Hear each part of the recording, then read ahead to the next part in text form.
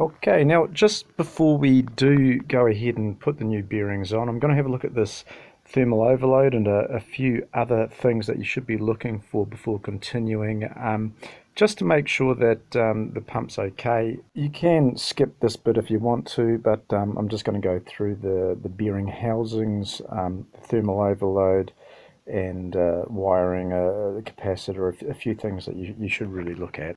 So here are just a few examples of thermal overloads which have damage to them. You'll notice the cracking. Now this happens quite often with these. They don't operate, they get hot, and more often than not they open circuit permanently and stop the pump from operating again.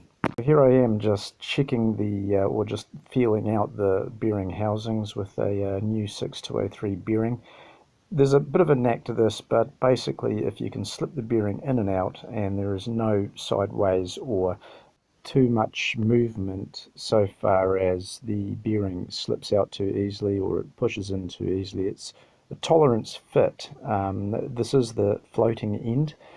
If you are uncertain about how it should feel, then maybe take it to a fitter turner and get them to measure it out properly, unless you have the tools and you can do it yourself. Now for some exciting stuff. These are stators which are cooked for several different reasons. This one we're looking at, that's got a shorter turn in the start winding. You can see the little black strip. Here's one that's got shorts between and it's blown between the start and the run winding, and a few others. Now normally the 3/4 horsepower Sta-rites, you're looking around about 4.5 ohms, and that's across the run winding when you measure from phase neutral. Anything two under that or two over that you can tell electrically, simply with a multimeter that you can measure the ohm scale on. Also obviously an insulation resistance meter to check the both the run and the start to earth, and between the two if you want to go that fast.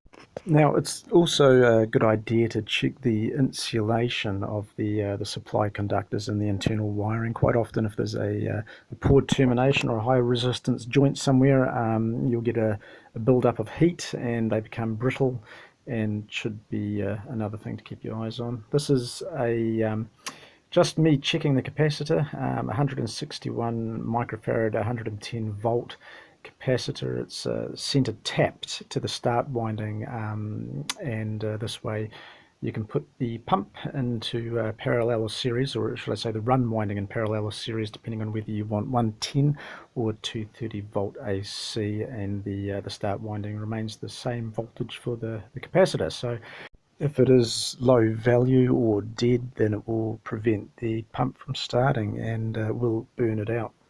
So they are just a few things I wanted to point out. I suppose we better get into the bearings.